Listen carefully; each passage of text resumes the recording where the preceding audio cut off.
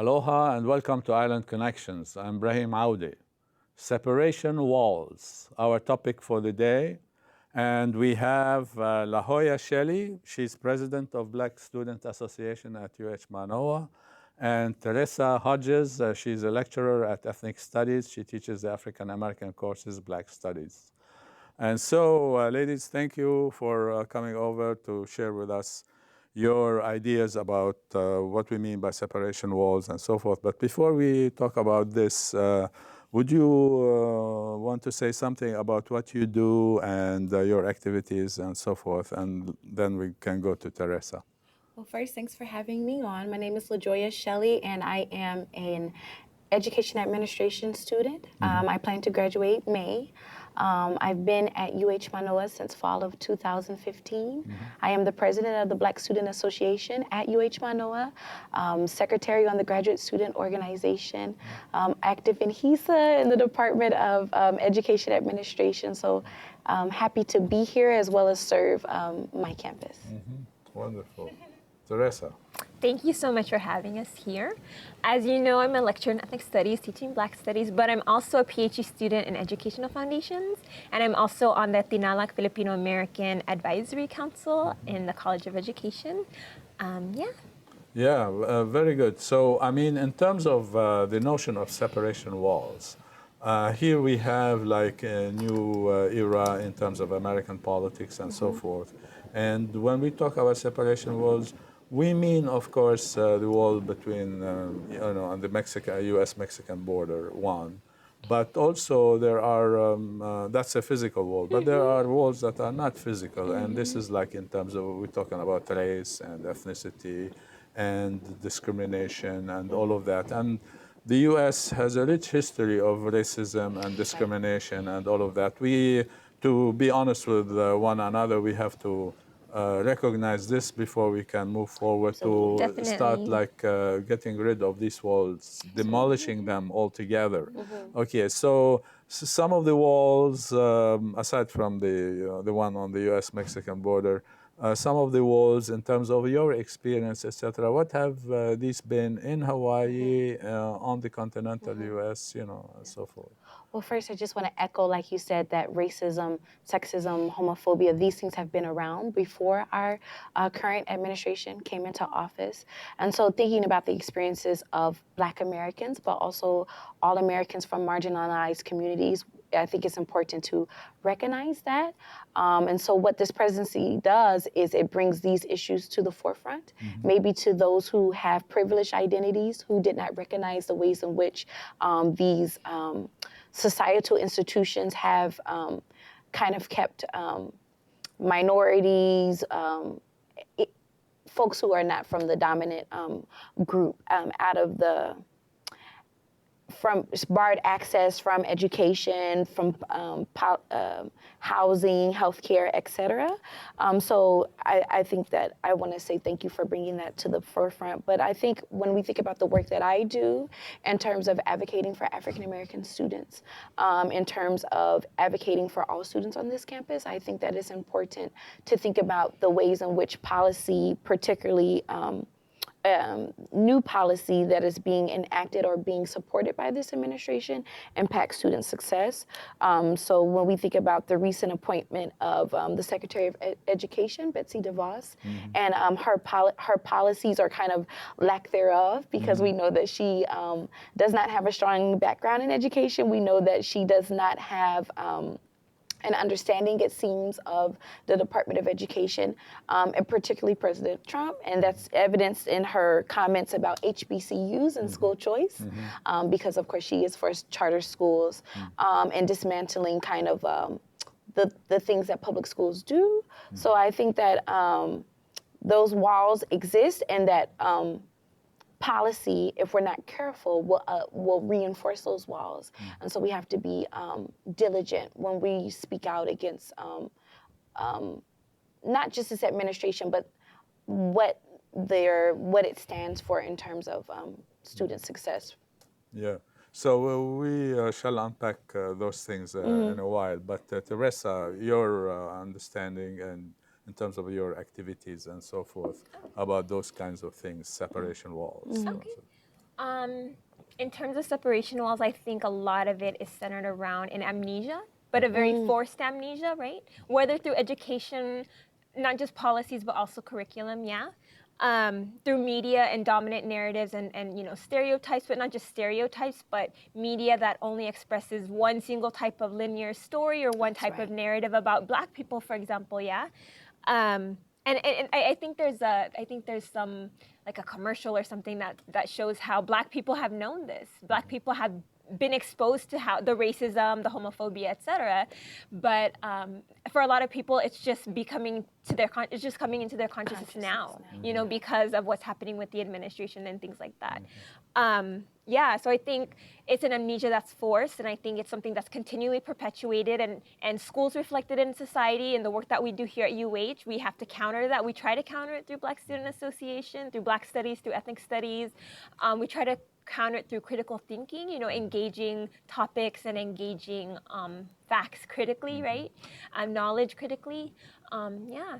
Yeah, so like, you mentioned something important in terms of education. So since we are in an academic setting here, and then we have like DeVos as the Secretary of Education, and a billionaire or multi-millionaire, and she has no stake in public schooling, etc., and pushing. I was talking with Teresa before, pushing about charter schools, etc. Right. I mean, one might agree or disagree in terms of charter schools, but in the larger scheme of things, I mean.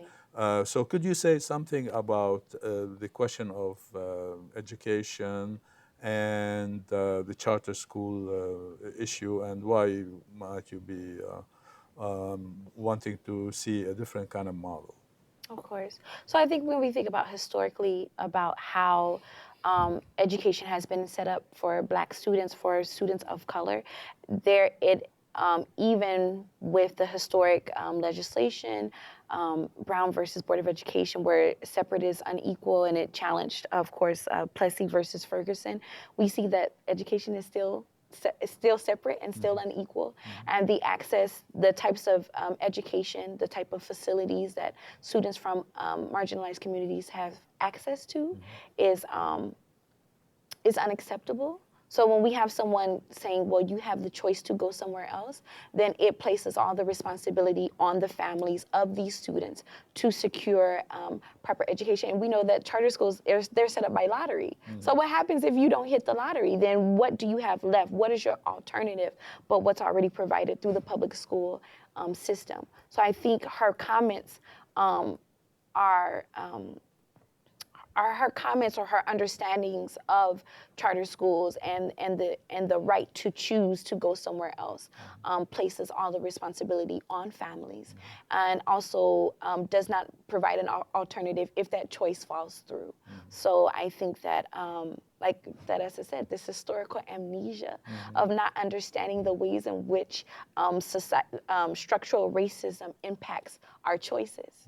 Right? So I can say I choose to go here, but the reality is if I live on the other side of town and I don't have the economic capabilities to send my child somewhere else, then my choices are taken from me, right? So that's my critique of it. But you can choose like between like having dinner that day or putting that Absolutely. money. so that the ridiculous notion of this free to choose. I wanted to ask you to continue with that, elaborate. I was going to say in terms of what you were talking about too, like in terms of charter schools and having the choice and being across town, even if you do have a charter school that does address needs of communities more, not every parent has the same access to transportation to be able to take their children. So even if they wanted to, like economically, they need to work somewhere, they can't take their children to school, how will they even get there, right? For one thing. But I mean, the other idea about charter schools, when you have charter schools, then you're also diverting the resources away from everyone else. Like what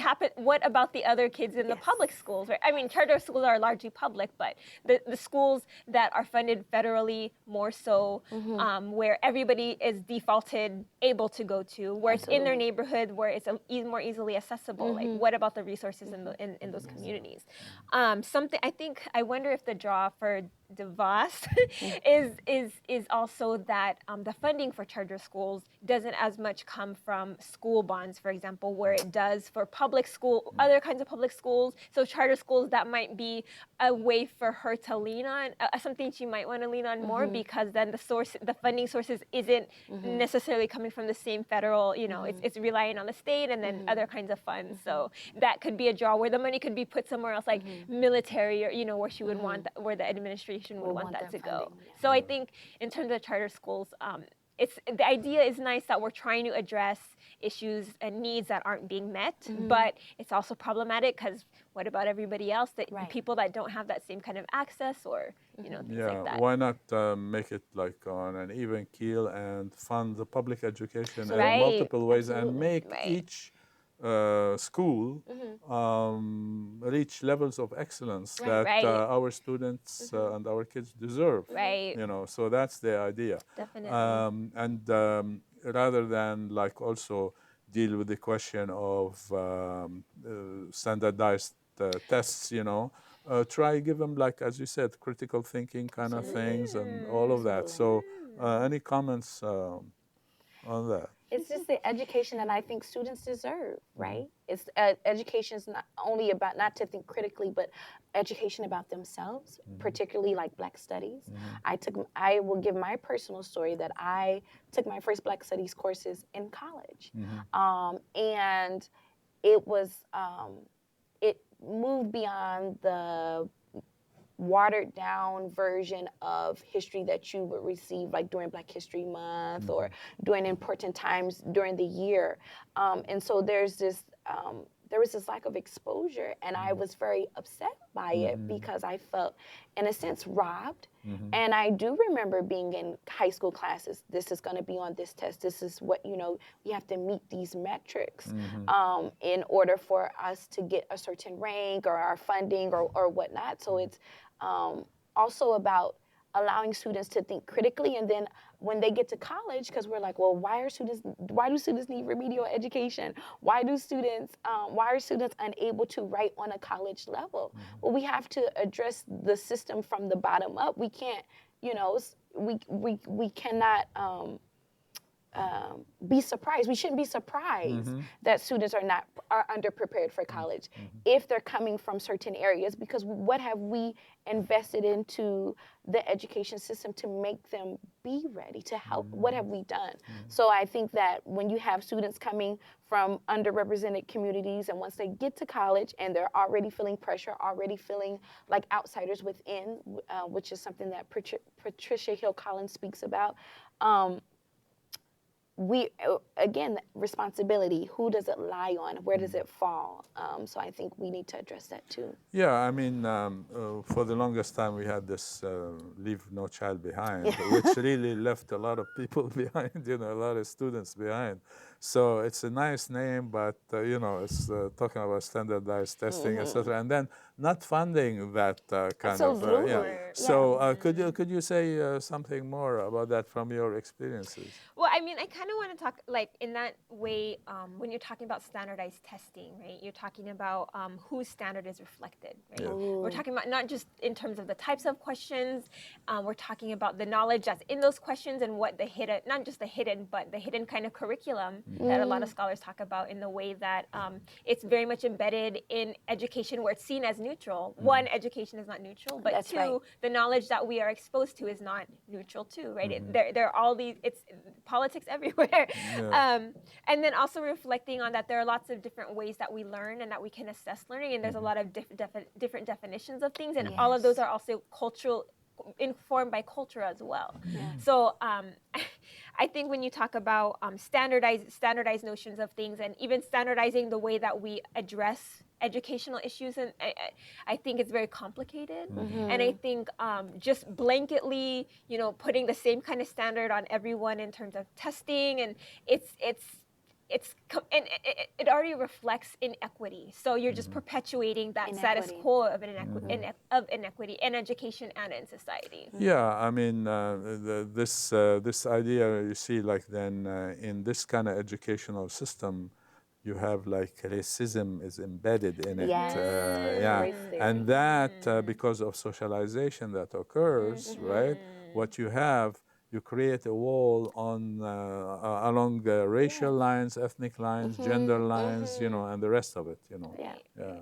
So, and it, yeah, I just agree first. Yes, yes, yes, yes to all of those things. Um, it's about access. And whose access? And I think when we think about it in these black and white terms, like Vanessa said, we don't account for um, capital, right? Who knows about college, or who knows what to expect or how to even prepare for college? It's based on your capital. Okay, my mother went to college, so I know how to prepare. Or my uncle, or whoever, someone that's close to me, they're telling me to take these AP courses or however to prepare. But that comes through capital. And so if we don't raise, if we are going to standardize how people prepare for education, and I do see some value in that, then we also need to think about the ways in which capital impacts it as well, or your network, or your access to knowledge. yeah. So you're talking about social capital that, you know, Social your capital. uncle is telling you this, and your friend, and you know, all of that, and the way in which you were raised, your mom, you know, and so forth. So that's social capital. And then the high valued human capital in those networks that you have, which also speaks to the question of real capital, which is the kala, the money, Yes, right? yes. That creates in many ways and in capital. multiple ways, you know, those other kinds of capitals. Yes. Yeah, so here you have like then the gap between rich and poor and so forth. Yes, Yeah. sir. So when you talk about disadvantaged minorities, you're not only talking about African Americans That's or right. blacks, but you're talking about all kinds of people. In Hawaii, we're talking about indigenous people and other Right. poor Right. people who are like, who live, you know, on the beach, under a tree, under a bridge, you know, all of that. Some kids, a lot of kids actually Yes. live on the beach and so forth, especially Houseless. YNI, etc. Yeah, the houseless. So this is a notion like how much social capital do they have, you know, and what kind of walls are embedded in these kinds of Right. things, and Right. then how to get rid of those walls, Right. demolish them. So you are active in those things. Teresa, you're active. So could you say some ideas Okay, about yeah. those? So that first of all, that's a really big. Absolutely, No, yeah. I have a Yeah, response, but that's yeah. a really big endeavor. Yeah. I want to talk about the ways in which educational purpose plays a role in that, because you talked about how schooling facilitates, you know, different ideas and different ways of knowing. I mean, the same thing with the whole entire purpose and structure of education. That's yeah, right, that's right. Within all of that, kind of drawing, you're talking about social capital in terms of the structures. We're also talking about the ways in which the acquiring property is the ultimate end goal. Property in terms of land, property in terms of you know, trade, and to acquire money is all a part of the structure of our society, right? Absolutely. So we're talking about capitalism, we're talking about colonialism, we're talking about imperialism, and how all of those things are reflected in education, the purpose of education, right? That's why we have these different tracks of learning, of remedial, of honors, of AP. Absolutely. And how all of those are reflected to place people in certain echelons of society, right? And maintain that class, passing that down in families and things like And that. begins in tracking students. Track, Yeah, that, I mean, exactly. that's the thing. Jeannie Yeah, Oaks is one yeah, person who talks about tracking. Yeah. And yeah, definitely.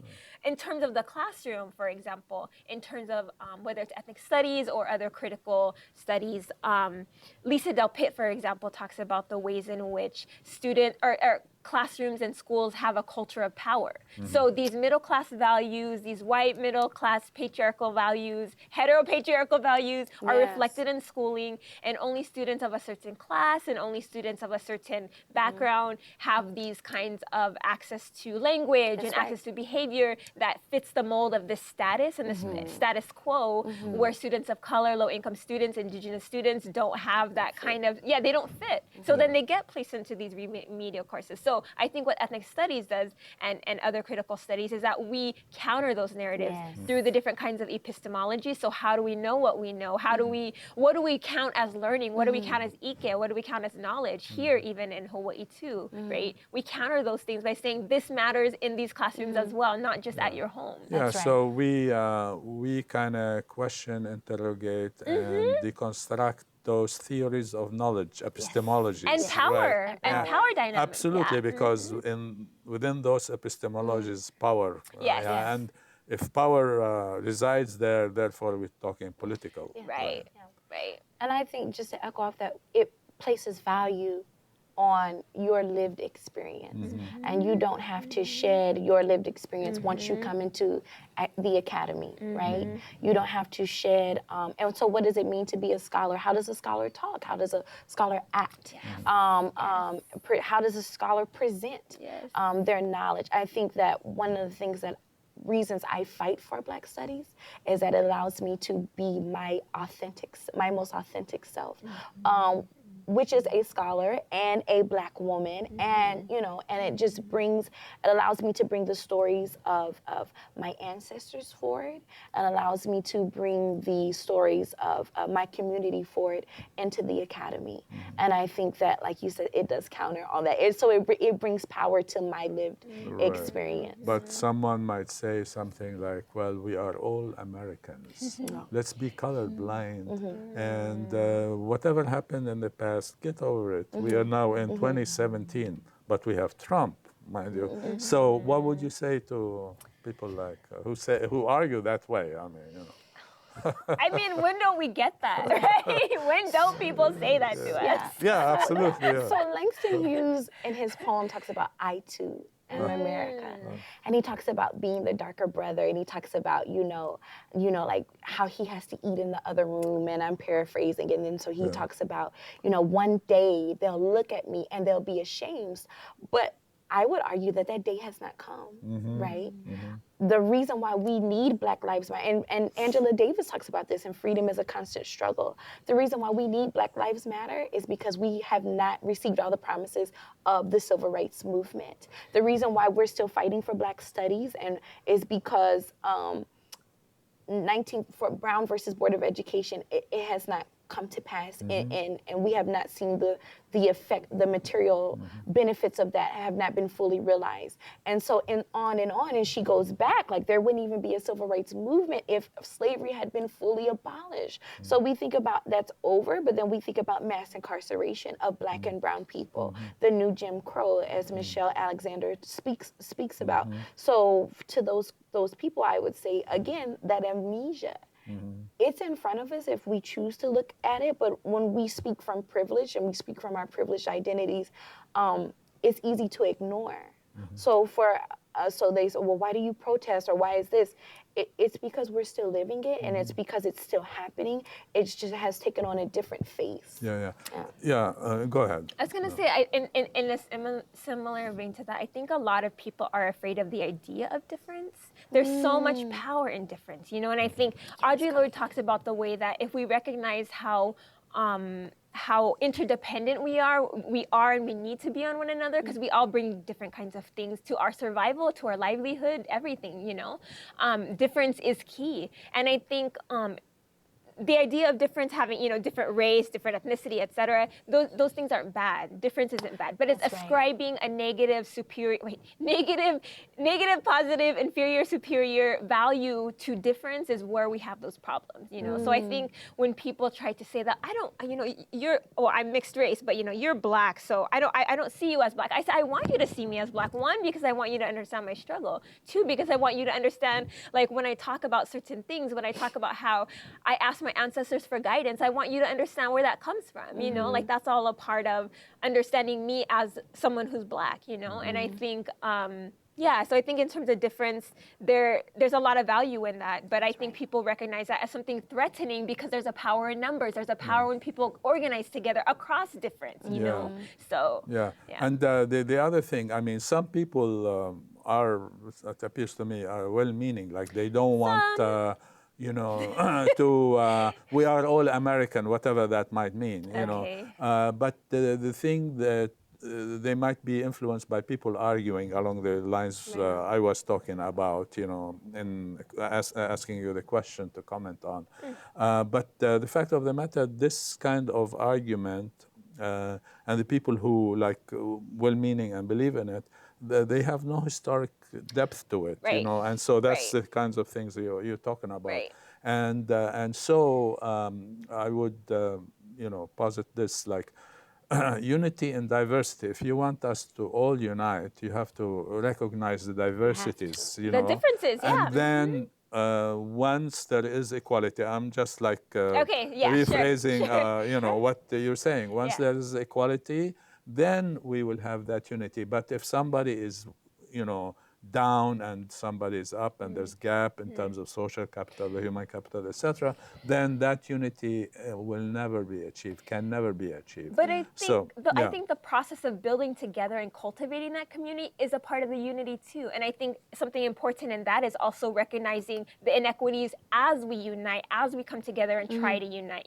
So like even though if we're all recognizing our differences, we also have to recognize how we might sub-oppress one another with our own Yes. privileges within each. Absolutely, Right? yeah. So then in a sense we're still working through it, but even though we could be united, even though we're still trying to work through those different power dynamics. Indeed. But yeah. So in fact, if you wanting to like have African American studies, Black studies, etc., in fact, you are working for unity. In especially if you're recognizing as well as we all do, the question of all oppressed minorities, whether on basis of race, ethnicity, class, gender, etc. So that's the way to coming together. Like I remember Angela Davis when she was here and she talked about Black Lives Matter. And she said, yeah, Black Lives Matter because all lives matter. I mean, that really Right, is, right. huge. And, Absolutely. And so you want to pick Yeah. up on that and stuff like that? So I think again, referencing the fight for Black studies, particularly on this campus, one of the things that was very important to us was that UH is a Native Hawaiian place of learning, right? And so when you're fighting for your own interest, to acknowledge that and to be respectful of that so that we are occupying this space, occupying Hawaii, but also occupying UH Manoa, a place that is named for Native Hawaiians, but has, again, they would say, but they don't receive the material benefits of this place being named for Native Hawaiians. So like you said, in the unity piece, and which is why when we did the B is for Black, we also brought in Blackness in Hawaii because we're trying to recognize and to investigate the ways in which Blackness is looked at, is experienced here. So I think that was very important in our fight for Black studies, and so also aligning ourselves with fighting for wanting more Native Hawaiian faculty on this campus, wanting more. The graduation rates, the persistence and retention of Native Hawaiian students to rise, just as we want those numbers to rise for Black students as well. Yeah. So acknowledging that we are guests here, but that we also deserve to be here too. Yeah, and then we can support that indigenous struggle and all of that. Yeah. Yes. I want Yeah, to go echo ahead. what you said very nicely. Thank you. First of all, acknowledging and paying much respect to the students and the faculty and the community that came around to advocate for this position, And it was people from all kinds. And and as Black people on this campus, we know that we cannot just fight for things on our own, but everyone's got to come together and fight. Especially when you talk about especially when you talk about, I'm getting excited. Especially when you talk about the numbers, the numbers of Black people on this campus. We have to work together, right? We always talk about this. And then second of all, so when I first started teaching this class last semester, the Black Studies class, I think it was one of the first classes I was making some comparing and relating Native American territorial struggle with Hawaiian struggle in terms of land, Native Hawaiian struggle, and then also Blackness. And I remember one of my students who's Kanaka, he was like, well, this, it's like, I see why you're, we talk about why does Black studies matter? Yeah. And I think he brought up the point of, isn't this a perpetuation of settler colonialism? Yes, and he I said, did. you know, we need to talk about, we need to he talk did. about Yes, this. he did. We need to talk about this in class. This is the place to talk about it, of all places to talk about it, you know? Mm-hmm. And I really adjusted things to really center along that, where I could help facilitate the understanding of Yes. what is our position as settlers in Hawaii Yes. to Hawaii and to Native Hawaiian people and Native Hawaiian studies and et cetera.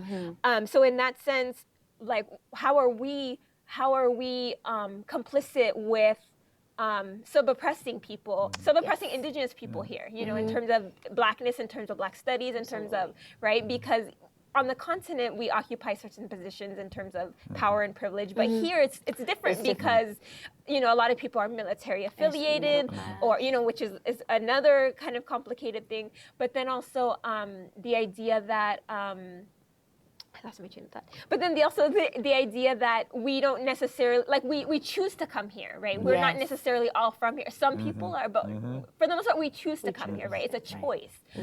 So I think there's recognizing the privileges in that too. But all throughout the class, we really wanted to address, what does Blackness mean specifically in Hawaii? Because the context of understanding doesn't mean the same thing as on the continent. And we have to relate those things to the context here and to our understanding of our relationship to Kanaka people here and the struggles too. So.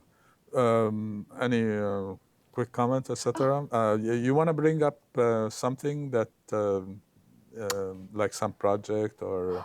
Oh, okay. Well, I would like to plug, look right into the camera, Black graduation. And first want to say thank you to Student Equity, Excellence, and Diversity, because we were able to earn a Seed Ideas grant.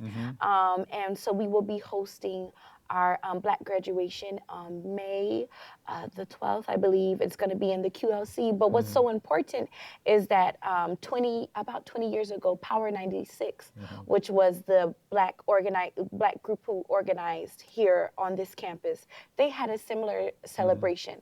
And so it's been about 2 decades since this has happened. So we just want to honor them and honor their sacrifice because they paved the way.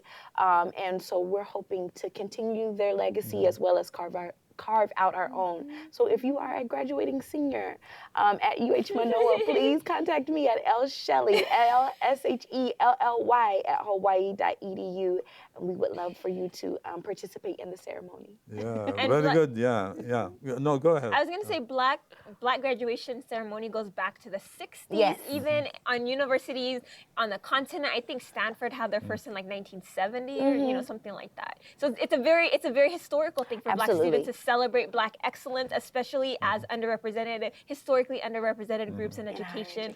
And yeah, it's just a great way to experience graduation in an alternative, more familiar kind of way. So. And Commission on Inclusion and Diversity also supports those kinds of things. Thank you. So, and of course, ethnic studies is Yes, at the definitely, forefront. definitely, The whole way. absolutely. Yeah.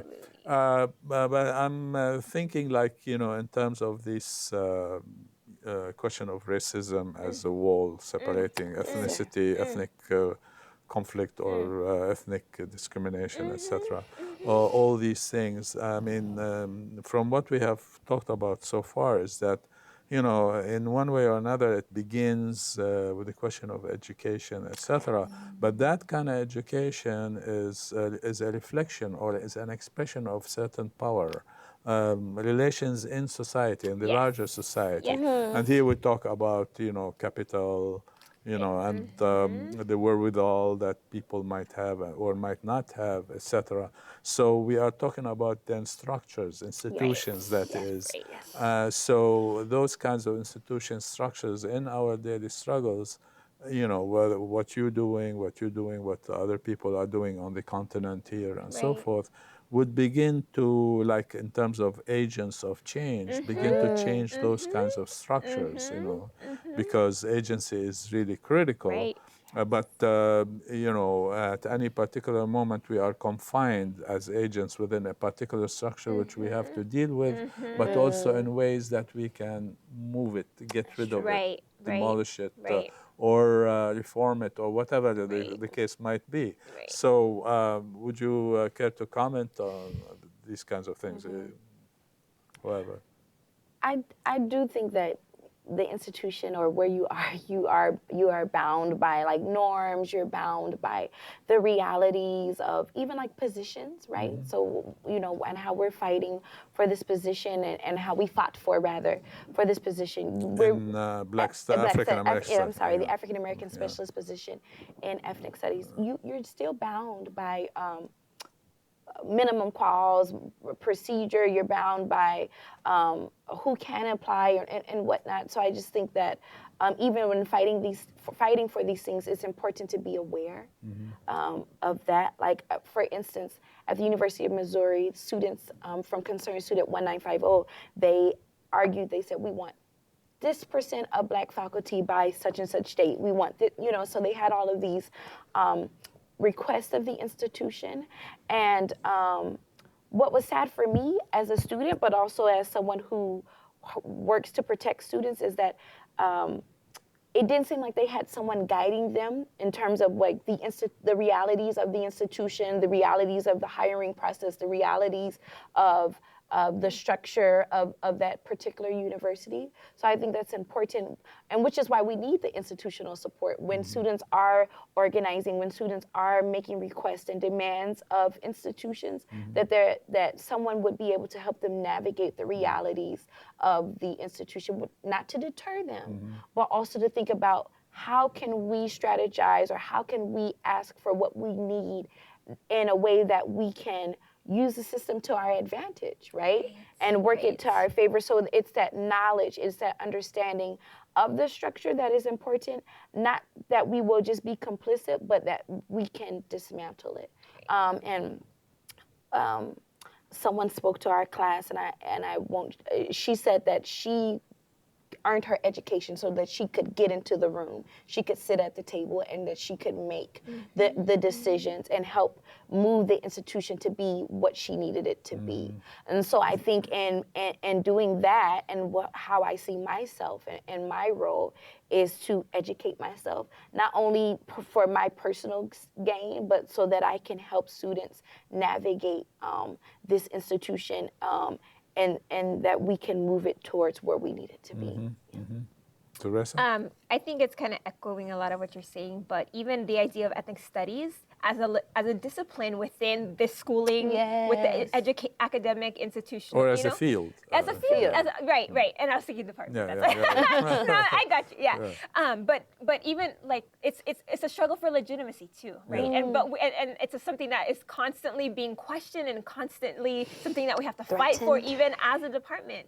And at the same time, you know, like how you're saying, when students taking it outside of the classroom, right? Monisha, department chair, always talks about how we are solution-based. Ethnic studies department here is solution-based. So like, how do you facilitate that understanding for students to be able to take their knowledge in the classroom outside of the classroom in whatever sector they're in? Because we need these folks who are doing critical thinking, especially about race and racism, et cetera, everywhere. In terms of Black studies in particular, and I think something not just unique about it is pretty unique about ethnic studies, is that we try to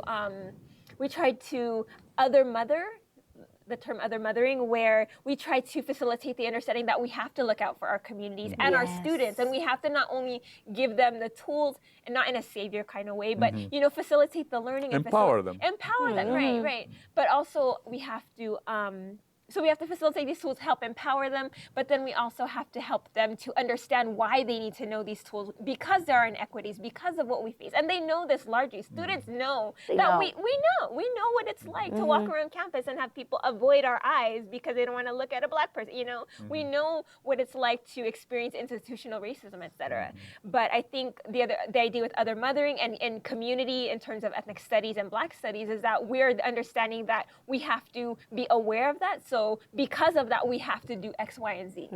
So yeah, the other thing in terms of we are in a new period, so to speak, in terms of politics nationally and internationally, because of the power of the United States globally and all of that.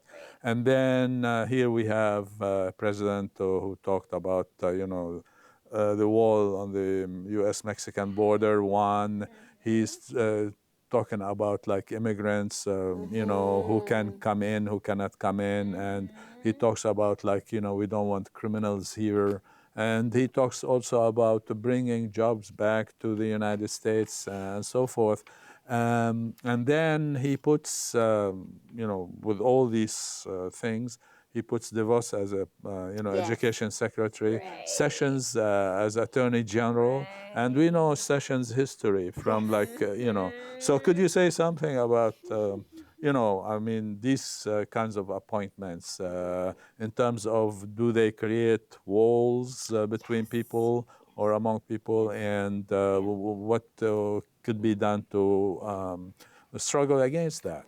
So when we think about his presidency and his campaigning and all of that, that was all building. It was building on the walls that were already existed in terms of like even the slogan, "Make America Great Again." Yeah. Right. So that was already to do a divide. That says that it is not great. It says that. The opportunities that have been expanded or to underrepresented groups, it's not okay, and we need to, reimagine, or we need to revise the current landscape of American politics, the current landscape of American education, and so on and so on. And so his appointments, they reinforce that. They reinforce the negative rhetoric that was expressed on the campaign trail. They reinforce. It shows who you're about. There's a saying: "You're the company that you keep." So if I bring in someone who is out of place, out of touch with education, and the needs of schools, of students, that reinforces that this is what I feel, this is what I believe. And Sessions, who has a known record of racism, a known record, Coretta Scott King, and it's so interesting that she would write a letter, that they found the letter against her, but we quote her husband when we talk about peaceful protests, when we talk about racial equality, and we talk about, well, what Dr. King would and would not do. But the fact remains that he was arrested. He was thought what he stood for was not this racial utopia, right? He stood for equality, but he also stood for speaking truth to power, speaking truth to these inequalities and inequities that are present in the landscape. So from the beginning, it was about building a wall, or reinforcing these walls that separate us, and in stark contrast to the presidency that came before. So I think that's his goal, and it's evidenced in the people that he has brought in to serve with him. Yeah, and he's reinforcing stereotypes like, Muslims. I mean, he said, well, I'm not against Muslims, but like, reminds me of Nixon. I'm not a crook, but he was the crook, Right. par excellence. So the guy, I'm not against Muslims, but of course, his actions show that. And one of the, example of this, all these kinds of things that have been happening recently against Muslims, and burning mosques, and shooting people, and raping, and this and that. Yeah. So that's one wall.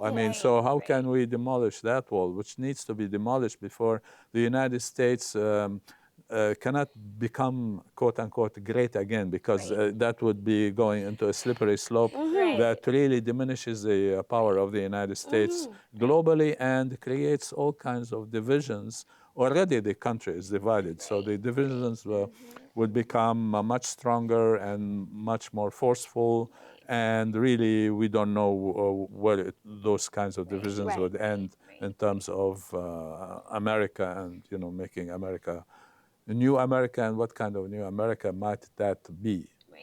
So I kind of want to tie into what you just said right before that with Yeah. like the violence inflicted upon Muslims, for example, the burning of mosques. You know, Yes. and I think part of what we need to talk about in terms of solutions and ways to address is recognizing the historical context with that, because there's a precedence for that even amongst different groups. So like Black churches, people have like, Bomb getting into them. this. Yes, yes. And you know, even since the 1800s, you could talk about churches that have been burned to the ground. You know, and the church that Dylan Roof, the youth who they called him the white supremacist that killed churchgoers in South Carolina, Yes, Charleston. yeah. That church, I think it was like 1822. I think it was 1822, but that was in the 1800s. That was a church that was known to organize people around slave uprisings. You know, so it's very historical in that sense too. But the fact that this has happened, churches burning, people in terms of that sense, and you know, these religious institutions being targeted, people that are different, right? Muslims and Black people, for example. There's historical precedents. And in there that are kind of Black sense. Muslims. By the Yeah, way. and there are Black Muslims. Yes, definitely. A double whammy right there. Absolutely, absolutely, yeah, yeah. So I think recognizing that a lot of what happens now is a reflection of the past. So even the documentation and the requirement of carrying IDs, or in JFK Airport, how I think it was ICE that came and checked everyone's documentations getting off a domestic flight, right? That just recently happening. Well, in the 1800s, free Blacks were expected to carry around IDs to prove that they, or IDs, papers, to prove that they were free. You know, to prove that they weren't slaves. This is you know, making those connections, I think, helps to remind us that it's and there's histories where it show, like, you know, one Black person living, I think, in the north was arrested and was accused of being a runaway slave, and then they put him in there. You know, I mean, so you get all those kinds of discriminations happening. You know. Historically, and they are happening right so now. it's recognizing the connections between both is one way that we can help address that. And when we think about internment, yes, the justification for in the internment of Japanese Americans, it was out of fear. It was xenophobia. It's the same. And so when we ignore that history, we are bound to repeat it. So that's a way. You said, how can we stop this, or how can we tear this down? We cannot ignore the past. We have to, like we talked about, our event was named Living Legacy, right? You have the legacy of not just the great things, but also the bad things, so that you don't repeat it. Yeah, the historic depth is very important in this, and that's why you know, you study history and so forth, and then compare things together, you know, with what's happening. No, definitely, in comparing. And I think recognizing the incarceration of Japanese Americans is also tying that to the mass incarceration of Black people. It's tied to the incarceration that they're trying to inflict upon Muslims and other groups. You know, it's of Kanaka people here, the intense criminalization of Kanaka people and indigenous. You just look at the prisons. Yeah, exactly. And health stats and all of that, and homelessness, houselessness. And all of that. So, I mean, these are really interesting things that we should be thinking more about. And I know, like in our classes in ethnic studies, we deal with those kinds of issues. I mean, you talked about one example. And I'm sure, like, you know, in terms of projects and what have you, in terms of Black Studies, Black Students Association, and so forth, you're dealing with those kinds of things, which really takes me to the question of back to the significance of education in terms of dealing with those things. For instance, you know, it's in a way interesting to me that let's say in Hawaii, in K through 12. Hardly anything about ethnic studies. I mean, some teachers have some ethnic studies in their courses, I mean, that they teach in their history or whatever. But it's not like something recognized, part of the institution, and so forth. So one might want to, like, think about what can be done, like Black Studies Association Hawaiian Student Services, other kinds of things, ethnic studies, and other related kind of organizations on campus, off campus, in the community, etc., to really push for ethnic studies in K through 12. That is one thing. So, any ideas what you might think of doing? Ideas about doing things? First, I think that's very important because what happens is we have these questions, these conversations with students when they're already 18. They're already of age, right? So they're products of their environment.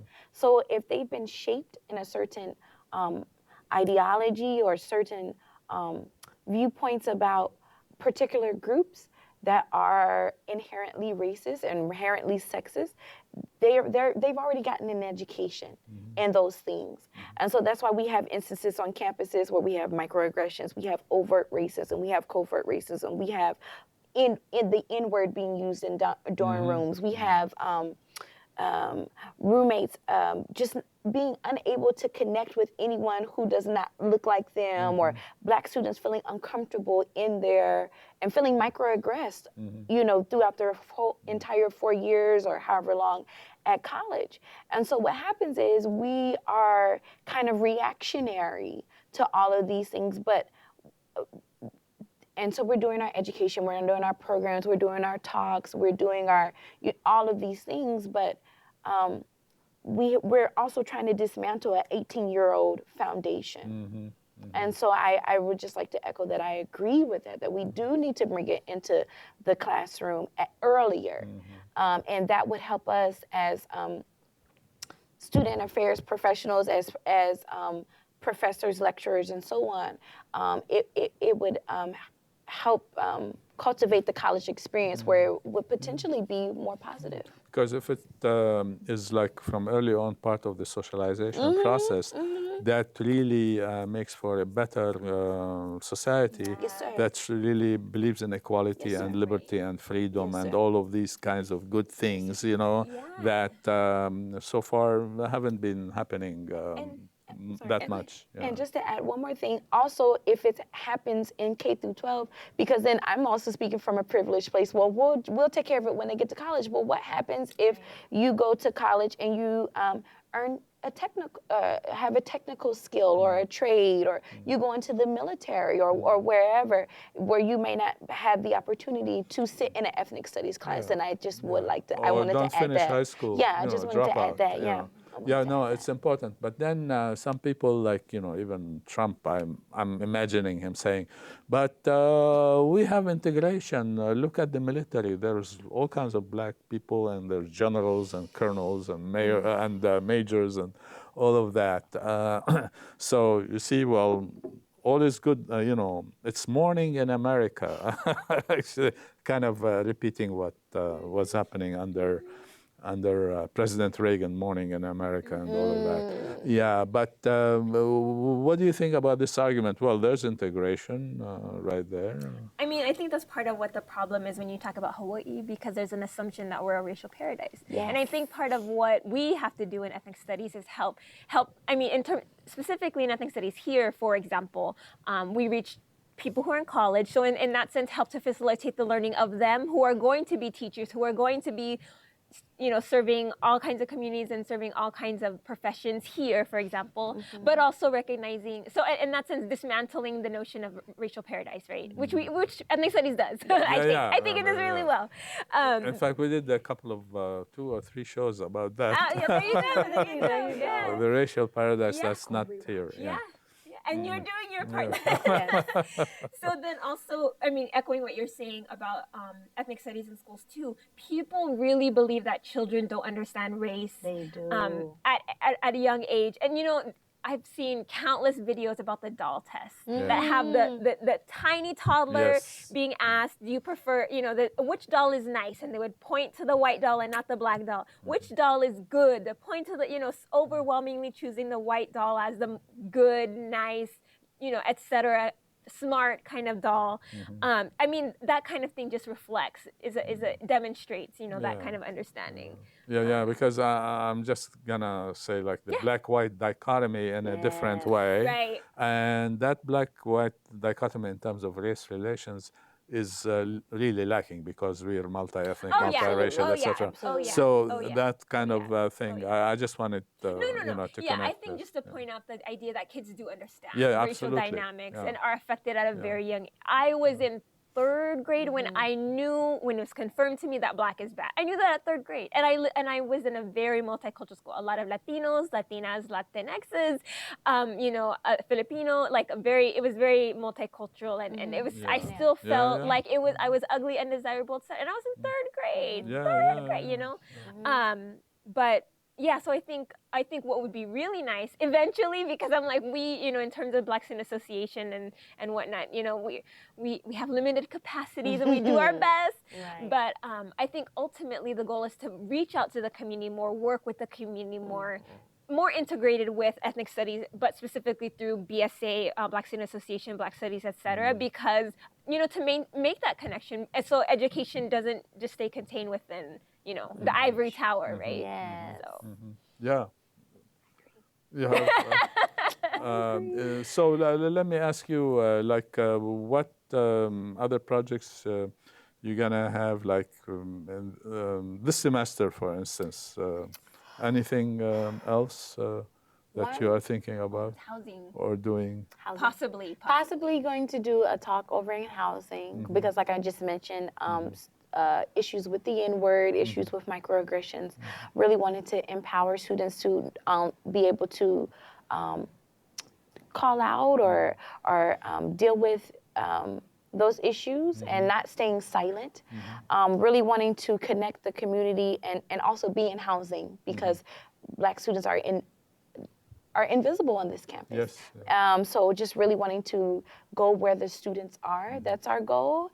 And I think another thing we're going to do is document our history. Because like I said, Power 96, we know about them in passing, but we don't know everything that they gave to this campus, and that history is lost. So that's my goal for this presidency, to document our history so that we can leave something for the groups to come after, but also as a part of our living legacy.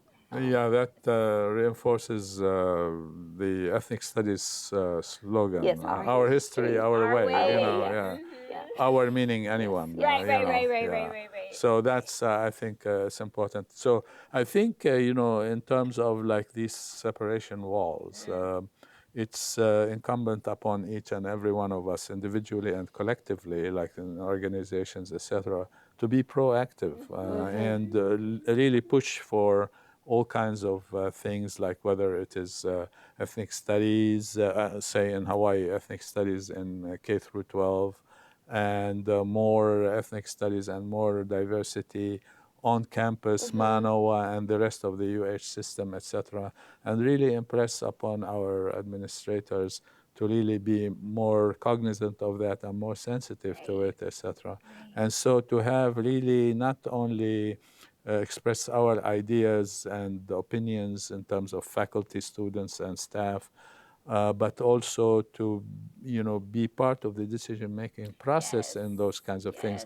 That's the value of democracy, and that's the real democracy that I think we're talking about. Yeah. And then if we don't like it, and we don't like it sometimes, then we organize and we come together. That's right. In the same way that Black students, faculty, community came together to push for the African American Studies position. Yeah, and then Ethnic Studies Student Association also is was huge. yeah, ESSO was is huge. part. ESSO was at the front with Black student or Afrocentric society at the time. Black Student Association. They're all up front.